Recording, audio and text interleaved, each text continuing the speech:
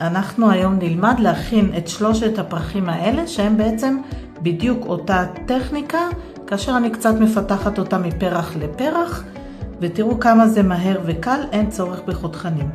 אז קודם כל אני עושה לי כדור קטן, הגודל לא משנה, זה תלוי בפרח שאתם רוצים. אם אני רוצה להכין כמה פרחים שיהיו אותו דבר, אני מראש אגלגל לי עיגולים באותו גודל. במקרה שלנו זה לא משנה, כן? אוקיי, אז אני מגלגלת קצת את הכדור בצורה כזו, עד שהוא חלק. מניחה את האצבע על חצי מהגודל, מגלגלת, בעדינות לא לחוץ, נוצרת לי טיפה. את הראש של הטיפה אני קצת מועכת, כדי שיהיה לי נוח, אוקיי? ובעזרת החלק הזה, שכאן יש לי פה 5 פסים כאלו, אני מכניסה את זה למרכז, אוקיי? מנסה שזה יהיה שווה בכל הצדדים, מיישרת פה, בצורה כזו, ומוציאה. אם זה נדבק, להכניס בתוך קריסקו, וזה יעזור לנו שלא ידבק. כעת אני אקח את המספריים, ואני גוזרת איפה שיש לי את הסימנים, וככה אני יוצרת 5 עלים. אוקיי.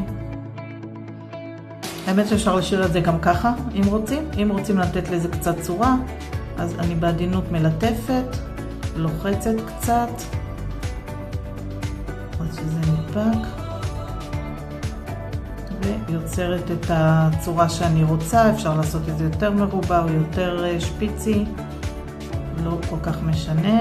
אם נדבק, אם אתם מרגישים שהבצק מאוד מאוד דביק ואתם לא מצליחות לעבוד איתו, אז פשוט לתת לו שנייה לנוח, ממש להשאיר אותו 10 שניות, חצי דקה לא יותר, בצד, והוא יתייצב. ואפשר להשתמש גם בקורנפלור.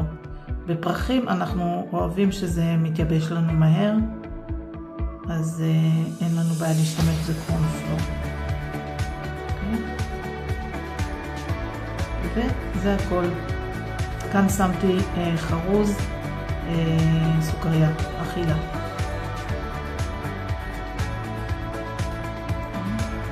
עכשיו בואו נראה איך אני קצת מפתחת את זה, והופך את הפרח ליותר גדול ושונה. אותו דבר בהתחלה, כל השלבים הראשונים אותו דבר.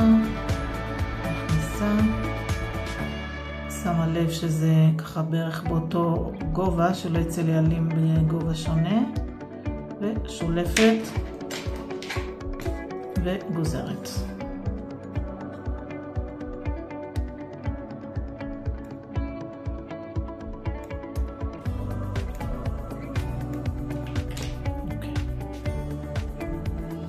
עכשיו אני קצת יותר ילטף אותם בעדינות. עלי יוצא לי קצת הגלגל כזה. אוקיי? לא צריך יותר מדי, זה ממש שנייה. ולטף ככה בעדינות. לתת לו את הצורה הגלגלה. אוקיי? והכל. וכעת בעזרת מקל פיסול כדורי, אני מניחה.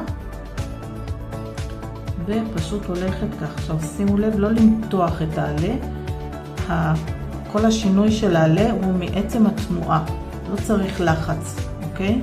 אם נדבק לי שוב קצת בקורנפלור, אני יכולה גם לצדדים קצת לעשות, וקצת ככה, וממש בשיא העדינות,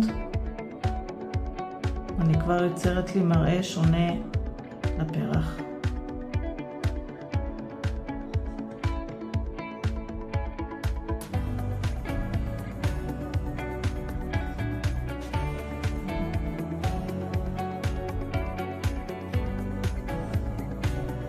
כמה מהר, וכבר יש לי פרח שנראה אחרת. אני יכולה כמובן גם לשחק איתו אחרי כן, לגלגל אותו החוצה אם אני רוצה, בצורה כזו.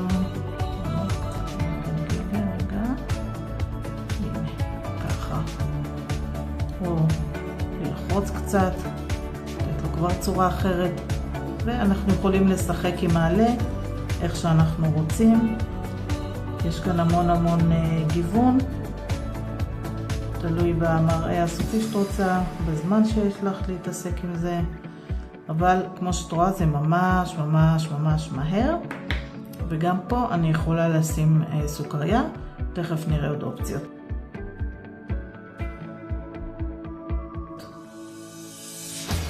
והשלישי שנראה לך היום, למרות שבאמת תקחי את הטכניקות, קחי את השיטות עבודה ותעופי איתם, אפשר כל כך הרבה גיוונים לעשות עם זה. אז שוב ההתחלה אותו דבר. חשוב כאן לדייק עם הגובה. בסוף הפרטים הקטנים הם משמעותיים, אז לדייק עם הגובה, ליצור לי כאן משולש יפה, שווה, אחיד, ולשלוף ולגזור.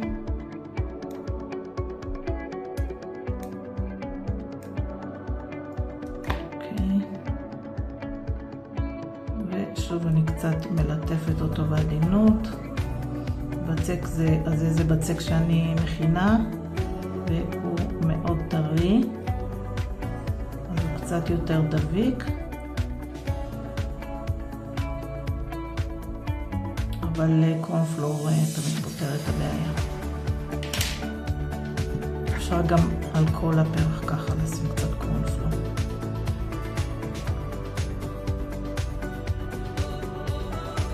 אז אני קצת פותחת אותו כמו שעשיתי קודם, לא יותר מדי. אנחנו מדברים על פרח מהיר, לא צריך להתעסק עם זה יותר מדי, בצורה כזו. וכעת בעזרת המקל פיסול לעיפרון, גם יכול לשים אותו קצת בפסקו. בעזרת מקל פיסול עיפרון אני מניחה אותו ומגלגלת מצד לצד, מצד לצד, לא ללחוץ, רק התנועה עושה את העלי. תראו זה יופי. טק טק טק טק, ממש 2 שניות, ויש לנו כבר עלי אחר לגמרי, מזכיר שקדיה, מזכיר את הפרח של התפוח.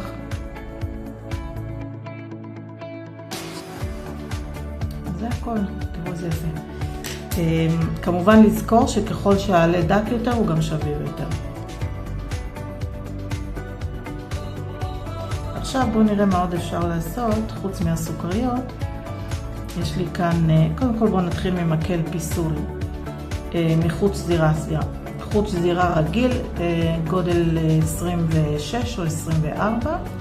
אני אוהבת להשתמש ב-26, שעשיתי לו כאן וו קטן בקצה, ואני פשוט משחילה אותו ככה עד למטה,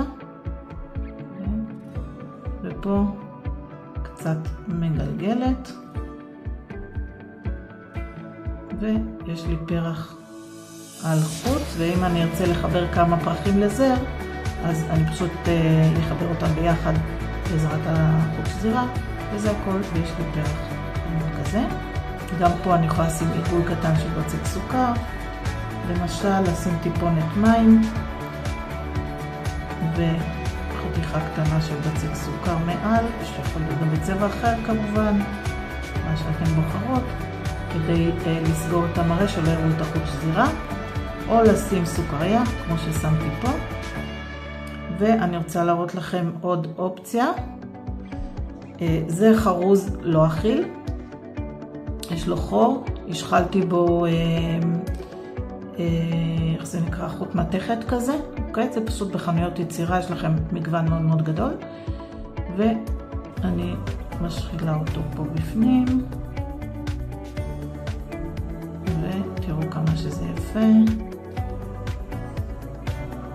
וזה גם בטיחותי כיוון שהוא מחובר לחוט ואי אפשר להוציא אותו. לא הייתי לוקחת את החרוז ושמה אותו פה בפנים בלי החוט, כי חס ושלום שלא מישהו יאכל ויחנק, אבל כשהוא מחובר לחוט אז אפשר יהיה לאכול אותו, וזה מאוד מאוד מוסיף לנו חן.